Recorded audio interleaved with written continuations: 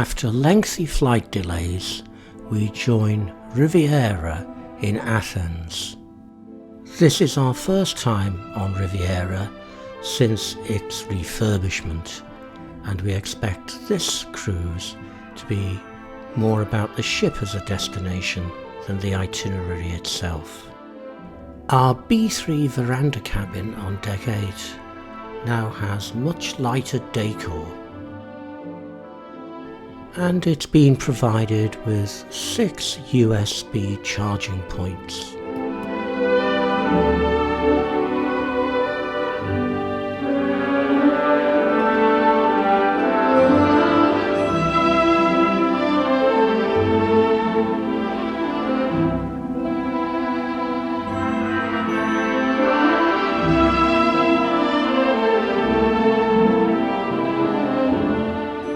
The bathroom has been completely reconfigured.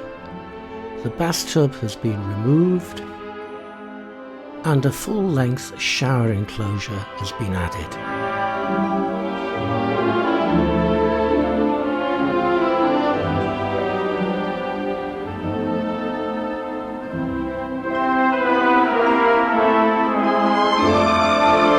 The balcony doesn't seem to have been touched, and there are signs of wear and tear. The sun lounges are definitely showing their age and could do with being replaced.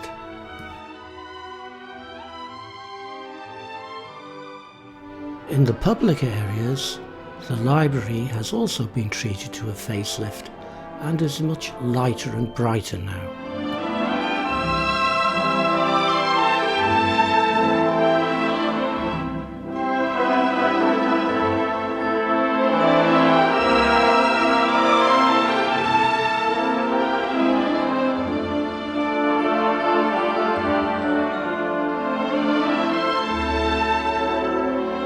The IT area is now between Baristas and the library. Baristas has been extended into the old IT area, not quite as good as the bakery on the all-new Vista.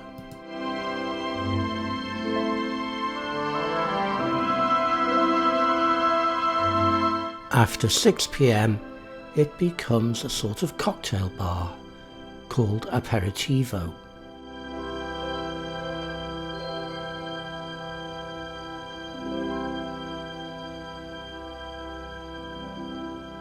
We left Athens just before 9 p.m, and in the morning we're anchored off Santorini, along with others. Because of the thousands of other visitors today, and the temperature up in the 30s, we decided it would be better to spend the day on board, taking in the views from there.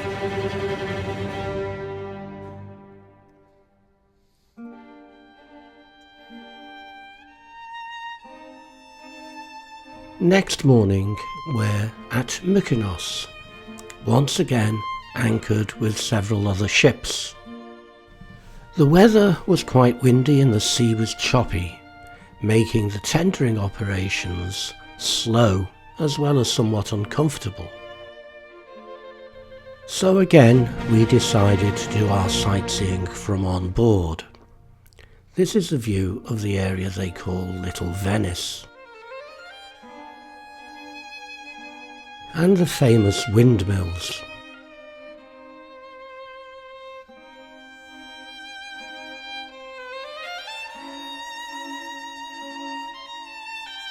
It was a busy day for the port tenders.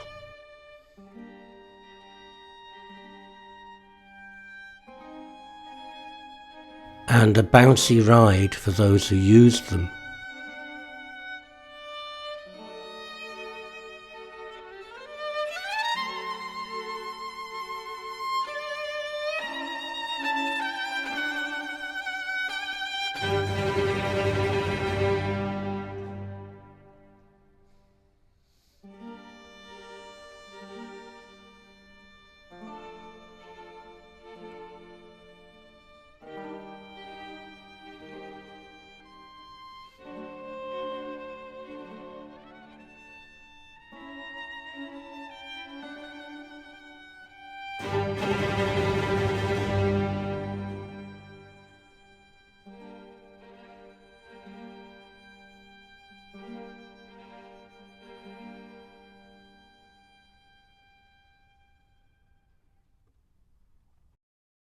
Next day we're in Heraklion on Crete, and we're on the ship's tour to Knossos.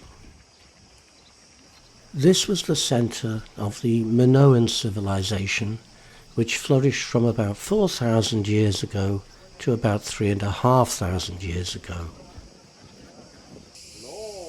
It is considered to be the oldest city in Europe.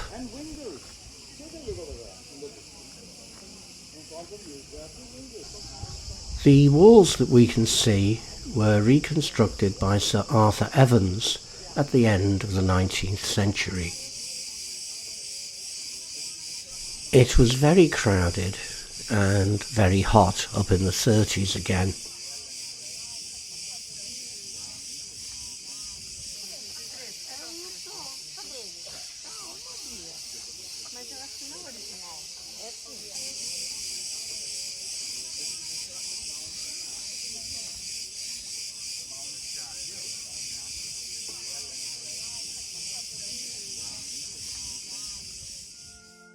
Next day we are in Bodrum, Turkey.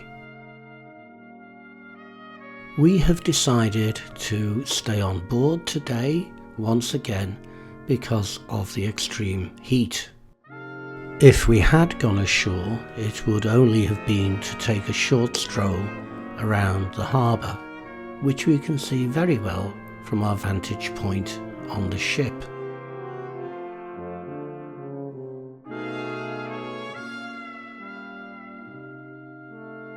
Bodrum Castle was built in the early 15th century for the Knights Hospitaller of St. John. It was taken over by the Ottoman Empire in the early 16th century. Next day we're in Rhodes, and just for a change we do go ashore. By 9 o'clock we're walking through the old walled town.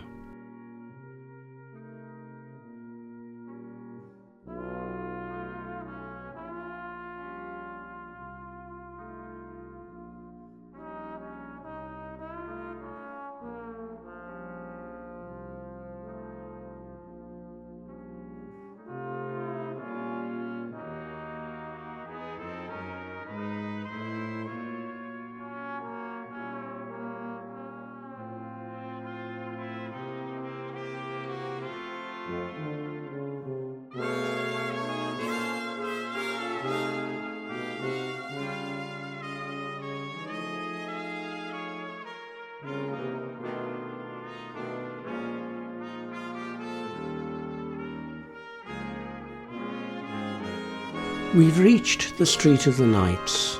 It's just after 9:30 and it's very hot. This is the Palace of the Grand Master. We start heading back and we find a nice, cool, shady cafe for refreshment.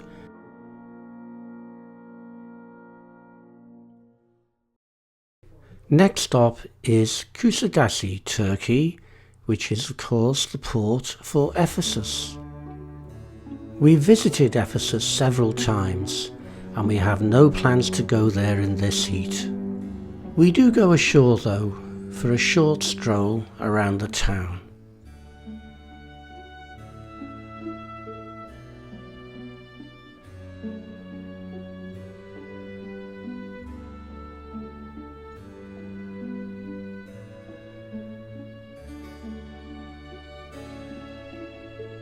We stopped for a coffee break in a very Turkish cafe near the port, no English spoken at all.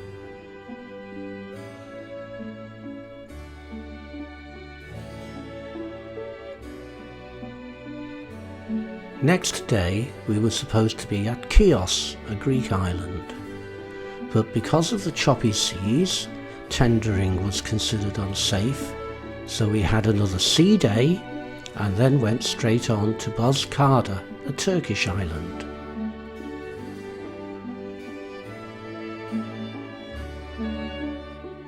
It's an easy walk from the tender dock into town.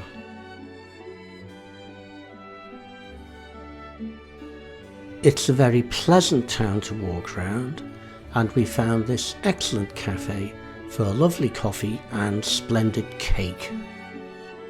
Until the 1960s, Bozkada still had a majority Greek population, but they have almost all gone now.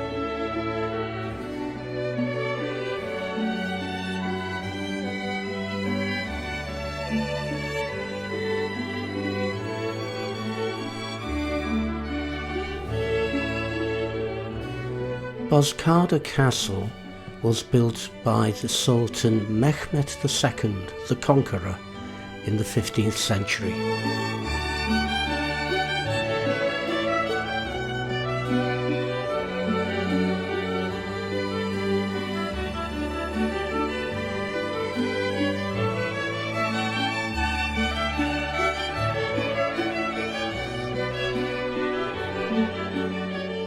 And finally to Istanbul, where we have 2 nights, and on our full day we have a tour of the Bosphorus.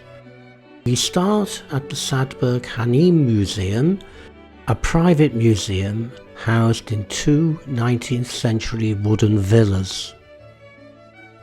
Then we join our cruise boat for scenic sailing.